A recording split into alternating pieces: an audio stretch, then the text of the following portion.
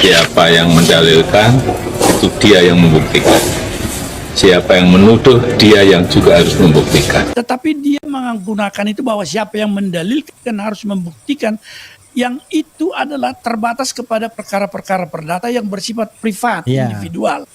Tetapi ketika menyentuh kepentingan publik nggak bisa begitu. Tidak bisa begitu. Dia harus menunjukkan juga bahwa itu tidak benar.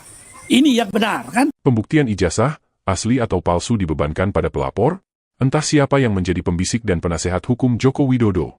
Mantan Hakim Mahkamah Konstitusi beri dasar apa? Joko Widodo, mantan Presiden ke-7 RI mencoba membentuk opini publik dengan membebankan pembuktian keaslian sebuah ijazah dibebankan kepada pelapor.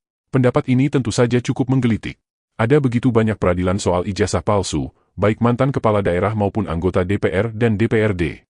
Apakah pembuktian keabsahan dokumen tanda bukti kelulusan itu benar menjadi beban pelapor? Mantan Wali Kota Sragen periode 2000 hingga 2005 dan 2005 hingga 2010 Untung Wiono divonis 11 bulan penjara gara-gara kasus ijazah palsu SMA yang digunakan saat mencalonkan diri dalam kontestasi pemilihan kepala daerah. Selanjutnya Bupati Ponorogo Sugiri Sancoko pernah dilaporkan ke Barreskrim Polri atas dugaan pemalsuan ijazah yang digunakan saat mencalonkan diri dalam Pilkada 2020.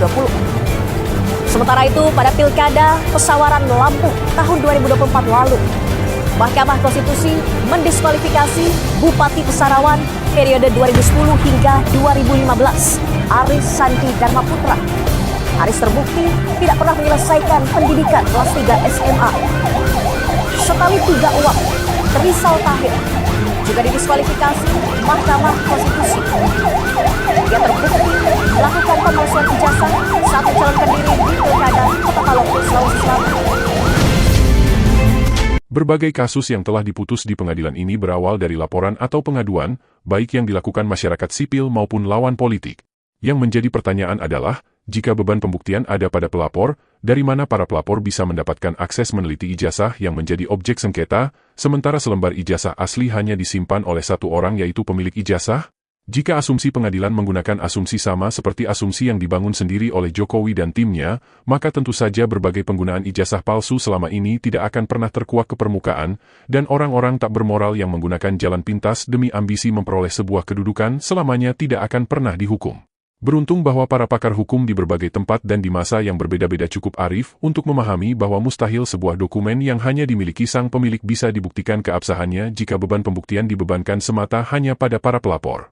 Di sini, nampaknya Jokowi ingin menciptakan lingkaran setan, berkelit untuk terus bertahan, dengan menciptakan hukum untuk dirinya sendiri. Silahkan buktikan sendiri, tapi ijazahnya disembunyikan serapi mungkin, tidak boleh ditunjukkan pada orang lain.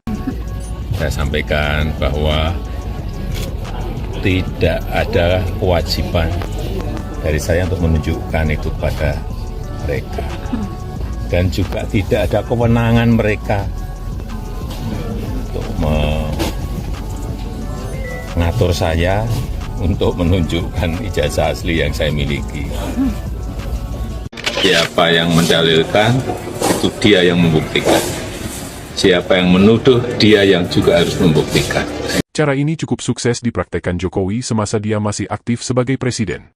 Berbagai kasus pengaduan untuk membuktikan ijazah Jokowi asli atau palsu, ada atau tidak ada berkali-kali menemui jalan buntu. Pengadilan tidak bisa berbuat apa-apa. Mereka mencoba membuktikan, tapi ijazah yang seharusnya diteliti dibungkus rapat-rapat. Penelitian forensik yang dilakukan Rismon Sianipar dan kawan-kawan pun dituding sebagai penelitian abal-abal. Para relawan pendukung Jokowi membangun narasi bahwa penelitian ini tidak sah karena tidak menggunakan data original, yaitu fisik asli ijazah Jokowi. Sebuah postingan di akun X milik kader PSI, Dian Sandi Utama pun menuai polemik. Di postingan yang disertai lampiran sebuah ijazah atas nama Joko Widodo, Dian Sandi Utama menuliskan caption, ijazah asli. Postingan ini pun ibarat sebuah pedang bermata dua. Jika benar bahwa ijazah yang diupload itu adalah ijazah asli Joko Widodo, maka penelitian Rismon Sianipar, Roy Suryo dan Dr. Tifa sudah berada di jalan yang benar, dan oleh karena itu, langkah hukum Jokowi melaporkan para peneliti adalah langkah hukum tidak mendasar. Sebuah dokumen yang diupload dan sebarkan ke publik sudah menjadi milik publik, dan semua orang berhak untuk menilai, apakah dokumen itu benar atau salah, asli atau tidak asli. Sebaliknya, jika ternyata dokumen yang diupload Dian Sandi Utama itu ternyata bukan ijazah asli Joko Widodo, namun diberi caption ijazah asli, lalu kenapa publik yang memberikan penilaian yang harus dihukum? Jika semua langkah penelitian termasuk penelitian skripsi Joko Widodo yang tersimpan di Perpustakaan Fakultas Kehutanan UGM dianggap salah, lalu bagaimana cara membuktikan bahwa ijazah Joko Widodo asli atau palsu? Maka disinilah, mantan Hakim Konstitusi periode tahun 2003 sampai 2008, Marwarar Siahaan hadir memberikan pencerahan. Menurut pemahaman hukum seorang Marwarar, beban pembuktian yang dibebankan pada pelapor hanya berlaku untuk pelaporan yang bersifat privat, sedangkan untuk sebuah perkara yang untuk kepentingan publik menjadi beban semua pihak, baik pelapor maupun terlapor dan juga para penegak hukum.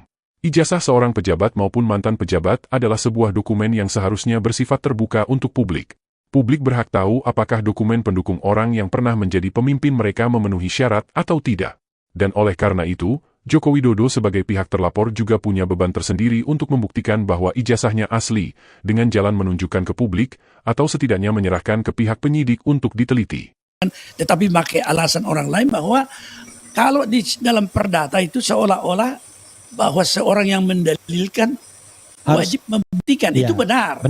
Tetapi di dalam kepentingan publik yang tersangkut, di mana dahulu sebenarnya sejarah daripada dalil ini bahwa yang mendalilkan harus membuktikan adalah dari segi penemuan-penemuan baru di zaman dahulu yang dikemukakannya sebagai satu dalil, dia diwajibkan membuktikan itu. Jadi tidak ada orang yang berkepentingan untuk membantah. Kalau ada adalah ilmuwan misalnya yang sama yang menganggap itu tidak benar, dia membantah. Tetapi ini dibawa kemudian ke dalam teori pembuktian di bidang hukum, tetapi dia menggunakan itu bahwa siapa yang mendalilkan harus membuktikan, yang itu adalah terbatas kepada perkara-perkara perdata yang bersifat privat, individual. Tetapi ketika menyentuh kepentingan publik nggak bisa begitu. Tidak bisa begitu. Dia harus menunjukkan juga bahwa itu tidak benar. Ini yang benar kan? Itu sebenarnya di dalam pemilihan presiden juga sengketa di MK. Itu dalil yang dikutip seolah-olah pemohon harus membuktikan seluruhnya. Karena apa?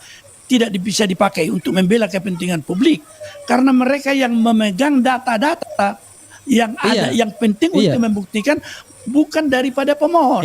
Misalnya ada pada pemerintah. Dan itu tidak fair jadinya. Tidak fair. Misalnya data bansos. Mana ada dari calon atau misalnya lalu kalau kita nyolong kena pasal bahwa yang namanya bukti itu harus mendapatkan secara sah kan? Jadi kan kita nyolong tidak misalnya. bisa nyolong data itu kan kita culik. Karena argumennya itu landasannya bahwa yang bisa dipertanggungjawabkan perolehannya secara hukum itu yang bisa digunakan. Oleh karena itulah MK dalam terakhir kan sudah menggeser sedikit. Sebenarnya di perdata pun ada itu untuk prinsip keadilan. Siapa yang menguasai data, dia bisa digeser beban pembuktian kepada dia. Di MK itu sudah dipakai, tetapi masih di MK waktu yang lalu saya dengar masih dipergunakan betul bahwa dalil yang di zaman Masehi itu, zaman Plato masih dipakai, tapi itu adalah dalil-dalil ilmu yang juga terbatas kepentingan publiknya waktu itu. Tetapi kalau dia menyangkut kepentingan publik seperti sekarang, di mana fact matters tadi itu, kebenaran itu penting untuk membebaskan kita dari masalah-masalah besar ini, maka bukan hanya yang mengajukan, yang membuktikan, tetapi lawan juga yang menguasai data. Menguasai data harus menyatakan buktinya. Pak Maru, kalau kita maka demi untuk memberikan kepuasan bagi publik, pengadilan harus bisa menunjukkan independensinya, melepaskan bayang-bayang bahwa Jokowi pernah menjadi penguasa, memberlakukan hukum sama dan adil untuk semua anak bangsa. Ada begitu banyak mantan kepala daerah dan mantan anggota legislatif yang harus mempertanggungjawabkan perbuatannya di pengadilan, ada yang terbukti dan ada yang tidak terbukti menggunakan ijazah palsu. Maka Joko Widodo juga harus diperlakukan yang sama dengan cara yang tidak dibeda-bedakan. Jokowi sudah cukup lama menghidupi keluarga, anak dan istri dengan kehidupan yang mewah dari anggaran negara. Maka tidak ada yang istimewa jika rakyat sebagai pemberi mandat menuntut agar Jokowi terbuka atas keabsahan dokumen yang dia pakai. Adalah sangat keliru jika seorang yang pernah menggantungkan hidupnya pada negara, tapi juga diberi status dan perlakuan yang istimewa di depan hukum. Negara seharusnya lebih menghormati seorang petani atau nelayan yang bekerja keras dengan menggunakan tenaga dan biaya sendiri menghadirkan beras dan ikan di pasar, dibandingkan seorang yang menggantungkan hidupnya dan keluarga pada negara. Bagaimana menurut kalian, siapa yang seharusnya dihormati, mereka yang hidup menggantungkan diri pada negara, atau orang yang bekerja untuk menghadirkan kebutuhan dasar